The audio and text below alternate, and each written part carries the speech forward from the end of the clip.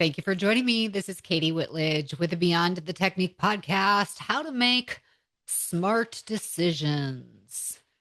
Well, first off, I'm not going to assume that we don't already make smart decisions, but have you ever made a decision in a way that really turned out to be unhelpful? It didn't give you the outcomes you were looking for. Maybe it was impulsive. So, we're going to talk about how to make smart decisions. What are these strategies and even a framework that you can use with your team to be successful in making smart decisions. To me, a smart decision means it's in full alignment with your purpose, your passion, and your company objectives. It's going to get you closer to where you want to be. So, first things first, something comes across your plate, you need to make a decision. The first thing to ask yourself is, does this deserve attention? We are distracted 1,000 times more than ever in our human history. So you are probably decision fatigued. And this might show up as anxiety, as straight up like I'm tired all the time. There's just so much coming in front of us and across our plate or on technology that put us into a mindset just like ping-ponging where our mind is at throughout the day. And it can be really overwhelming. So when something comes up for you, the first thing is like, does this actually deserve my attention? And that's not to say it in a prideful way. Truly, is this a thing I should even pay attention to? And let me just start with like, what's the risk of making a bad decision? Well, it can mean poor execution if not thought through before deciding on an approach. Because even if you're saying, a smart decision would be, yes, let's get out of debt. That's smart. But if you don't think through the strategy behind it, your execution might be poor and you don't get the outcomes you want and you don't actually move the needle on that objective. So that's just an example. So if it does deserve your attention, then ask yourself, does this move myself or our team closer to our top objectives of the year? Or will this be a distraction or just unnecessary? It's a good thing. Doesn't mean that good thing needs to be done. Just because it's good doesn't mean it is right for us. That is really something to consider. Asking yourself, do I need to be the one to make this decision? So, depending on what is coming across your plate, something you need to decide, or do you? Do you own the department of the request that's presented to you? If not, empowering your leaders who do own that area of the business or the team to make the decision or to have the framework in place. So this is empowering them. Like, here's what I want you to consider as you decide how you want to move forward with this area that you own for the company. We're going to get to the framework. You're going to love it. But if it's something that you personally need to decide, and you don't need to include other people on your team or a spouse or a board of advisors, if it's on you to decide, I want you to, number one, give yourself time and give yourself time to think. I have been stuck in a trap of impulsive behavior, and I used to pride myself on being good at making decisions quickly. But then it can get sloppy. Execution can be poor. There is a lack of follow-up. Did this thing I decided on a month ago even work or not? Give yourself time. Not everything needs to be figured out right now, because that's the second impulsive issue is if I deal with this now, it can check the box and be done with it and move on. It's not that big a deal. Let's just check, done, move on. But again, you're risking not giving yourself time to thoughtfully approach something that might need that. Now, you kind of discern the difference between, oh, check, easy, that's an easy yes or no, or this is an easy thing to give attention to. But it's not always that way. There's always like, I'll give you an example. We reached out to a color line that our salon works with, say, hey, do you ever do things at a host salon? And here's what we're looking for. And they're like, actually, yes. But here's the catch. And then it came with like some extravagant things that we would have to pull off for that to be a yes for us. It wasn't that simple. It wasn't like, oh, we can do that. Great, let's go forward. No, we now need to think. Just because we can now do that, and that would make everybody so happy, doesn't mean that now, with all the caveats, that we should move forward with this thing we were hoping would be a yes. It's a yes, but there's some catches to consider. So give yourself time, and then giving yourself time to think. Now, why? Because when you take intentional time to think, you're going to ask yourself better questions surrounding the decision you need to make. Is there risk involved if I do this? Is there risk involved if I don't do this? Are there potential rewards? Or there's no real win across the board. And by the way, that's a guiding light for our salon. When we're trying to make great decisions, we look at, and this is separate from the 4 key questions we're going to go through, the framework, but just in general, is this a win for the team? Is this a win for our guests? And if it's a win for the company, if those 3 areas are not wins across the board, then it kind of makes it quicker and easier. Does this help the team win? Does this help our company win? Does this help our guests win? Now, taking the time to think and asking yourself better questions doesn't need to be right this minute, right? So when do you take your time to think? Maybe you set the date now for when you're going to pay attention to that. An example could be like, our leadership team meets twice a month. We're going to make this part of that 4th Monday of the month meeting. We're going to add it to the agenda. And we aren't going to decide today.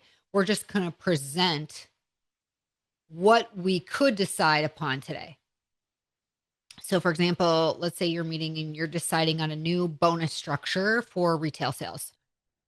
Well, you're going to first bring it to the team at your strategy session, but you say, today, we're just going to get everybody's perspective on it. And then we'll decide when we want to put this on the next agenda to build this out, to plan it, to focus on it. It could be part of a Q3 agenda. It could be part of a 2027 topics to discuss. It will be really up to you to kind of manage how much of a priority should this topic have. I will always tell you to trust your gut. Your intuition is real.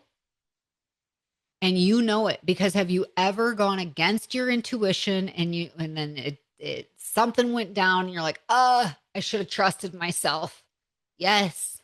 However, the caveat to that is trust but verify.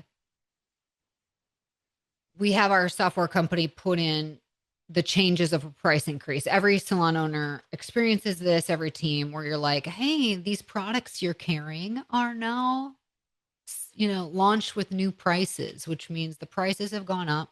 And if you don't make an adjustment within your system, you're going to pay the price, not your customer or whatnot. The business does, and that'll affect everybody. So you got to go in and you change it. Well, we've sent that off to different software companies in the past, and it didn't always get uploaded correctly. Trust, but verify. Hey, we have this added for you. Great. Now you got to still go through and verify that it was dealt with properly. So when it comes to making decisions, trust your gut, but who is there for you to provide wise counsel? Now, the key word for that is wise, wisdom. I'm not telling you to go ask your friend or your mom or your sister who has no clue what it's like to work in the industry, to lead a team, to be an owner. Like, I'm not dogging on the people in your life. I don't want to assume they don't have great wisdom to share. I'm saying don't go to the people you already know are going to give you the kind of advice that you already know they're going to give you. Go to somebody with wisdom who's been there and done it well, not just been there, but been there and done it well. That's who you want to have in your corner to for big decisions, for decisions that could impact major areas of the business. You want to have wise counsel. Trust your gut, but have wise counsel there. And let them know this is where my head is at, and this is why my head is in this place. What are your thoughts? What are your experiences? And that is just so awesome to have people like that in your corner. Now, on to the team. So if it's not you making the decision, it's the team, and you are really open to the team's perspective. Here's the framework for 4 key questions that you will take to the team to help make smart decisions. Number 1, what business objective is this intended to address? What's the objective that this is going to address?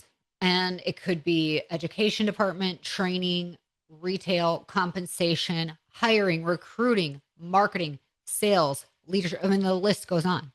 So is that objective in line with your top objectives for the year? So what business objective does this intend to address? Number 2, and this is the biggest one that I forget and the one we need to always know. How will we know if we succeeded? If we make this decision and we move forward with this new thing or we move forward with this change, how will we know if it's successful, if it has succeeded? You have to define that up front. It's sort of quantifying it. It's what are the KPI? How do we say, yes, this worked. This is going great. Here's an example. We put out a post on Instagram for our salon that we were hiring and all the cool reasons why somebody with experience would really benefit from pivoting over to our environment. Now, if they're a booth rental and they are desiring more of team support, education, benefits, the things that are harder to do on your own, we want to attract these great people because we're looking for great character and a culture fit. The skill set, your craft will come in time. So what's exciting is we put money behind it. We're running the ad nonstop. And 2 weeks later, we get our first online applicant, perfect fit for one of our locations, and the hiring process begins. To me, that's success. We'll keep that going. We knew we did the right thing. And how do we define success? This ad is going to lead to somebody applying for position. Then we know it's getting the right eyes, the right attention, and we're getting outcomes from this. The next question is, what problem will this solve? Will this solve a problem for our company, our guests, or our team? What is the problem we're trying to solve? Because people make decisions based on problems or pleasure. Doesn't always have to be a problem. There could be pleasure involved, but you still want to identify, will this solve anything that's needing to be solved right now? We use this heavily in our salon annual reviews when somebody brought up like, oh, and sometimes people have a hard time articulating what it is they're trying to say. And then I'll say, well, what would be the problem here we're trying to solve? And we identified, some of the makeup we have doesn't provide a full beat, which I found out meant full coverage. Now your girl looks like she has full coverage because I have a Zoom filter. Okay. Thank you, Zoom, for offering filters. But the real HD version of me shows every little thing. People now in the bridal, especially world, we're seeing want that. What used to be natural. Well, now we're moving more into a full coverage situation. So hearing this feedback, I was like, okay, wait. So we're looking for more makeup options for what reason? What is the problem we're trying to solve? And we came to it. And it's like, awesome. Now we can dive into solutions. And then number 4, what type of customer are we focused on? So depending on the topic at play, does this speak to your target market? I think sometimes we get really juiced up when we see new trends, new services, new methods, new tools on social media or wherever. And then we're like, that would be so great. We should do that here. And then you do it, and like 5 people sign up in the whole year, and it really was a flop. So, does this have alignment with our target market? Is this a nice to have, but not like critical? Is this a thing that you don't know? Sometimes you can pre-sell something to find out if there's interest. Surveys, right? Getting feedback in surveys. You can get the team to commit, have a campaign of like, if we're going to keep this forever, let's all commit to doing 5 this month. Or there are ways to make that more discoverable, but you have to ask yourself the questions. These are the questions that are going to help you make smarter decisions that are ultimately in alignment with helping you grow yourself as a leader, your other leaders on your team entirely, and your company. This is so important. So I hope today's little bit of a framework and just some advice is really helpful for you. I hope you share it with other leaders on your team. Until next time, everybody, have an awesome day and stay strong. Did you know over 60% of first-time clients do not return for a second visit? That is so painful, but it doesn't have to be that way. That's where Maya comes in. Maya is the ultimate marketing software for the beauty and wellness industry. We have a proprietary funnel utilizing special algorithms to help connect the right consumers with the right providers at your business. This means that Maya helps you get higher spending clients you love to work with who stay the long haul. If you want to increase your revenue, increase your client count, increase your average ticket, and increase your new client retention, then you need Maya. Go to joinmaya.com to set up your own personal virtual tour and see why over 500,000 consumers have trusted Maya and the businesses we work with to find their perfect beauty and wellness pro. We promise you will love Maya.